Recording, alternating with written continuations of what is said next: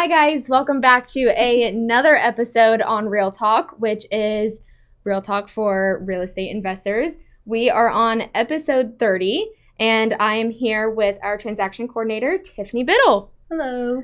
And today we are going to be diving into a little bit on what she does for the Freedom Real Estate Group family of companies and kind of see, like what I just said, see what I do. Cut that part out. That's fine. That's great. But yeah, see what you do. And you've been here with the company pretty much since it started, I believe. So you've seen a lot of changes happen. So I'm interested, honestly, to really see and hear what you do because I think I know this much about it. So I'm excited. Yeah. And we talked a little bit before this, but all right. So I'm going to go ahead and start with the first question on what exactly do you do on the purchase side when we buy a property? All right. So on the purchase side, the purchase and sale processes are very different for what I do. I have to say that I have Carla that works with me, and she's fantastic because for the purchase side, she does the majority of the work. So This is the perfect time to mention Carla is awesome. Shout out to you, Carla. She works with me. We get the contract from our acquisitions team. We set up the files. We send it off to the title company. The title company is actually my mother-in-law's title company. She's the owner. My husband works there as well. So I've got a nice, quick connection. And whenever I need an answer, I just call him. Which you can call anybody, but, it's more direct when it's your mother-in-law. Right. They'll answer. But we send that off to them. I then work with, while Carla is really setting everything up in our side and, making sure that everyone has the right information in all the different places, I'm usually working on lining up private lending. So I work with all of our private lenders and I create a funding packet for them, send it off to them with some information. They typically say, yes, I'd love to fund this deal. And then we get going from there. I'll check in with title, a couple times up until closing, make sure that the title work is clear. And that everything is good, everything's scheduled.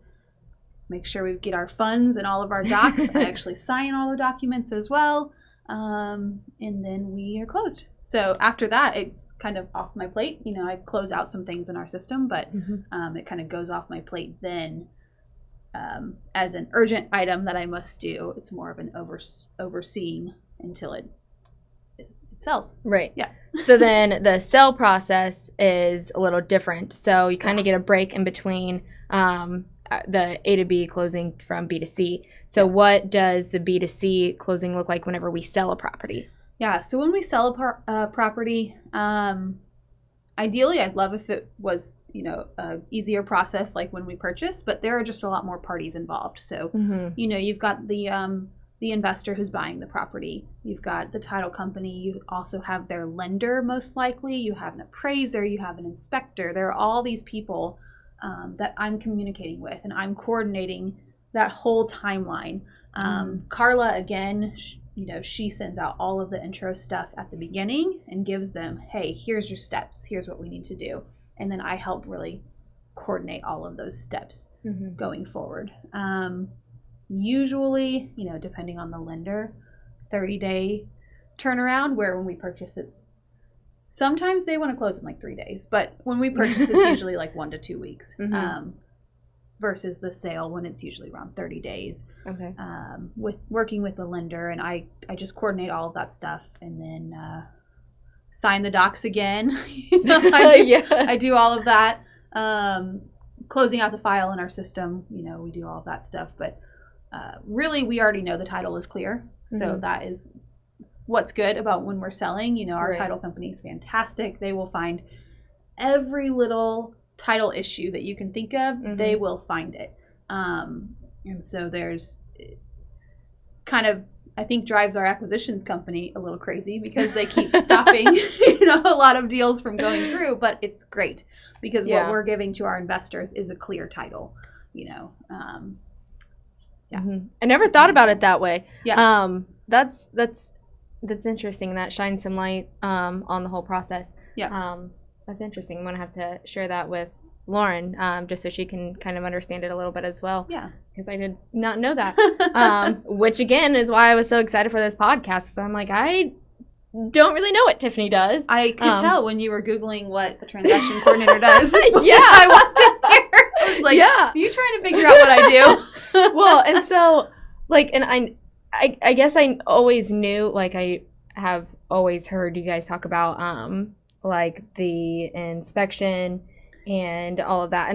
But I never really pieced together that you actually work with them. I never really thought about it, and I was like, yeah, even with the inspection, I mean, I act as the go-between, between the investor and the rehab team, in between Bulldog, so I am the go-between for that. I get your inspection report and I line item out, hey, here's all the things the inspector noted. How do you want to respond to these? What can we do to fix these, or what do we need to do?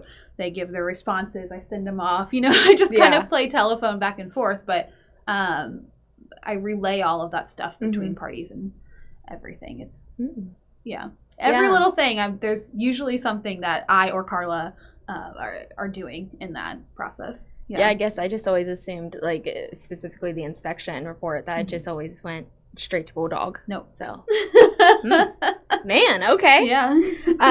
So, this kind of, all the questions kind of correlate, but like I said in the beginning, you've been here since pretty much the beginning. So what has changed from 2017 to now? A lot. I was the third employee hired. So when I came in, there were 5 of us, and we were very, very close knit. One of the things, I was just telling you before this, but it was so rare to close a property, because we had just ramped up business. We had like 5 properties in our, arsenal or whatever it was. And I don't know if that's even the right word, but we would get a clear to close from a lender, or, if it was a cash sale, they were ready to go. And we would literally run around the office like, we got the clear to close. High five. We got the clear to close. High five. Busting Danny and Flip's offices like, we got the clear to everyone was like passing out high fives. Could you imagine if we did that now? Oh my gosh. I would get a lot of steps on my watch. Just running around the office, running all the way back to the back of the office. Flying to the Philippines to high five all of our virtual team members. But so that is one thing that to me is like the biggest thing that has changed. Not that there's not excitement, because there still is so much excitement. Like when we're closing properties and when we're doing what we're supposed to do, right? And keeping the ball moving and but just that little, like, this is so rare. This hardly ever happens. We're running around. We're so excited. Yeah. That was something that was just really cool when we had like 5 people. And the other thing, with 5 people, you communicate faster. Just like you got one person to go to or 2 people to go to, and you get the answers really quick. And but also we weren't that busy. Right. We were much, much less. Well, we personally were busy because we were building a business. But we were much less busy on the purchase and sale side, if that makes sense. Yeah, absolutely. It's crazy to think about, because I've been here for a year and a half now, and even from when I've started to now, the amount of properties that we're closing, A to B and B to C, have excelled so much, and I'm just like, and like you said, it doesn't get old. No. A lot of times we don't go running through the halls, which I'm sad about. But we all shout bam, we slam a magnet down when we get excited. There's little things that we do that we absolutely. Yeah. It's still very energetic and fun, even if it's like, if it's even online, and like we do it within Slack among the team members. Yeah, it's still so exciting. Like a bunch of people, there will just be like 10 to 15 emojis of excitement. People are just putting random emojis like so it's still, and pumpkins. Yeah. And it's the same excitement for both ends when we buy a property and sell a property. Yes. That leads into the next question on how have we changed to accomplish this? Well, you know, so in the beginning, we had, like 2 to 4 properties were closing a month, right? And I think last quarter we closed around 30. So drastic changes. And I think the biggest things that have happened is we've just expanded our companies. So we brought on, the acquisition company that you guys have probably heard about, you've probably talked about, we brought them on and their sole focus is to find properties. We've brought on our own rehab team, which when I started, we had Bulldog, but it was really like one person managing, I don't know, 1 crew or 2 crews or something. It wasn't anything near what it is right now, being able to do the volume, to rehab the volume. Property management, having our property management and the strides that they've taken to make our investors happy, so that they'll come back and buy more. And that allows us to, kind of keep providing good service and good products, and that helps us really ramp up. So I think that's, our biggest thing. And then just continually improving processes, looking at how we're doing what we're doing and doing it better. Aaron and I actually, right before this, we were just talking about processes, and going back to what I said, I've only been here for 1.5 years. It feels so much longer because of how much we have grown so fast. And it's amazing. I've never been in a position where we have grown so fast and seen nothing but positive results from it. And we were talking about processes constantly changing and having to constantly rework the processes, like on like paper or like a Word doc or something. Because they're just changing, because we are changing and growing. And we're keeping up with the tempo. And it's amazing. It's absolutely, I'd say that to everyone, whether I work with my family. I'm like, guys, like, it's crazy. Actually, yesterday we were looking at the old conference table, which I believe fits, 6 people? So like a desk now? Yeah. And so I was like, we were talking to Dalton and Daryl, some of our acquisition guys, and I was like, yeah, that was our conference table originally. And they're like, what? I was like, yeah, that was back when we could all actually fit at the conference table. Now we have a much larger conference table, and it was working for a while. And now I think we've even outgrown that one. Which is only fit in the training room. Really. And sometimes we don't even have enough seats in there, I think. It's crazy, and it's an amazing thing to see. Okay, we got a little bit off track there. But going back to talking about title, why is title work so important? It's very important to get title work and have a good title company that you trust, as well as getting a title policy. Also very important. For anybody ever wondering, you should always get one. Title insurance, please get it. We would have lost dramatically a lot of money here recently if we did not get a title policy. So, but having good, clear title work is important because it makes sure that there's no open mortgages, liens on the property, delinquent taxes, liens attached to the seller who may be attached to the property as well. And if he sells it, it stays with the property. I think we've got a child support lien we're working on, like random things that you wouldn't think about that are attached to a property. Tax liens, obviously. Foreclosures we're running into, like a tax foreclosure or something, like any of that stuff that we might not be able to find, they can catch and they can find.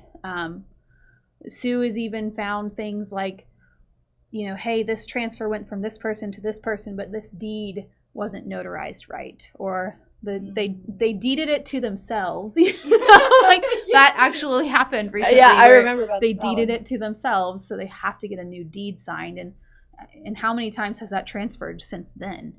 But that's still there. That's still an issue that's on the title. So often people do like a quick claim deed, and if you don't know what that is, you could literally write up a deed and you could sell me your house right now. Oh, okay. And I don't have to check anything. Basically, is how I feel about that. But those can muddy the waters where Sue can kind of look through those and make sure that everything was still done correctly, so that we can get a general warranty deed, which is what we then can pass on to our investors so they can have as well, with clear title. So hopefully that answers the question. But it's super important because, if any issue pops up, which our title company, I believe they have had one issue in 30 years, and it was with us just recently. So she was very bummed that it was with us. But, somebody had fraudulently had a deed filed and signed by somebody, and a notary notarized it. So that's, would have been very, very hard to catch. But we were lucky enough that we got a title policy, and we were reinstated our funds in full. And it could have gone poorly if we didn't. Absolutely. See, and I'm learning so much from this because initially when I wrote the question on why is title work so important, I didn't know. But earlier in the conversation when you were talking about making sure the title is clear for the investor, like I said earlier, I never thought about it that way. And so whenever I just asked you this, I was like, well, now I know why. It's because of this and that. Yeah. But even then, you just still provided more information. Like, I didn't know you could basically get insurance on title work. I didn't no clue of that. Yeah. And I'm hopefully going to buy my first house in the spring. So this is important information to know. Yeah, I've got a title company for you. Well, thank you. So you kind of started talking about it a little bit with the issue that we ran into recently with the notary and everything. Do you have any other horror stories that you want to share? Yeah, I think that this is a future podcast episode that will go more in depth on, right? Yes, with absolutely. Some horror stories. I can't wait. I'll have to really I won't have to think that hard because they're always top of mind. But when you did present this question to me, I was thinking, which one can I give that I don't want to give away, the next podcast episode, whenever we do that. But there is one, and I think it's still being worked on now, but the title work came back, and I said, is it good? And Sue said, well, there are over 50 liens attached to the property. 50, you heard that right. Some are valid liens, against, like, we know that they're against the previous people who owned the property, which again, this is like, a quick claim deed from family member to family member to family member. Yeah. All those family members have like hospital liens, medical liens, things like that attached to it, and it just adds up. So there's 50. Some of them are possible, liens, so we might verify like a social security number, or I'm not quite sure how they do that because that's totally title companies, right? That's their ball game, but they'll verify some things and, hey, this name doesn't, this one's not really theirs. It's somebody else's. So maybe we'll drop those down a little bit. But 50, still. And, the seller literally said, I'm not going to sell my house to pay off people's liens, which I get, but you should have done title work. Yeah. Right? Like, you should have had a title search done. So I think she's still, like, hunting people down and telling them to pay off their liens so that she can sell the house. So... we're still working with her, and maybe somewhere down the road we'll buy this house. Yeah. And at that time it'll be title free and clear. That's right. Hope. That's what we're hoping. How long have we been, or she been supposedly working on this? Months. I don't know exactly when I got the contract sent to me, but I want to say it's been probably, I want to say maybe July. Okay. Yeah. So yeah, I feel like this happened right around when I was on vacation, because I think I had to figure it out, in a hotel room. I'm like, how do I help Carla figure out what to do? Because she was kind of taking over things for me. Yeah. And I feel like I remember it being July. So a few months. Definitely not our longest title process. We've had some other ones, but you'll hear about those later. Yes. But it's been a while. Yeah. Oh gosh, yeah, and that I feel like that's I have no idea how long that would take. Not a quick process nor an easy process to do to get people to pay money they may not have known about. Exactly. Or maybe didn't know about or didn't care. Yeah. And thought, well, it's not my problem anymore. Right, exactly. Oh, man, that makes me nervous to buy a house. Yeah. We'll see what happens when that happens in spring. All right. Well, that's all the questions that I have for you. You kind of already we have a preview to it. We are definitely going to be having another podcast in the future to talk more about title work horror stories, which those types of podcasts are my favorite ones. Yeah. I know we have one coming up with our project manager, Steve, here soon. That is going to be Rehab Nightmares. And I love those. I do too. I'm so excited. Yeah. So yeah, definitely be on the lookout for those. Those will be out within the next few weeks. We are available on all major streaming platforms, Apple Podcasts, Spotify, Google, YouTube, and then there's other ones as well, iHeartRadio. So if you guys have any questions at all, or you guys want us to talk about a specific property, want to hear, or specific topic, want to hear any more, definitely let us know. You can email us at podcasts@freedomrealestategroup.com, and we will be glad to help you on that. Or even if you have questions about real estate investing, we can do that as well. Yeah. Do you have anything else you want to add? Nope, I don't think so. All right.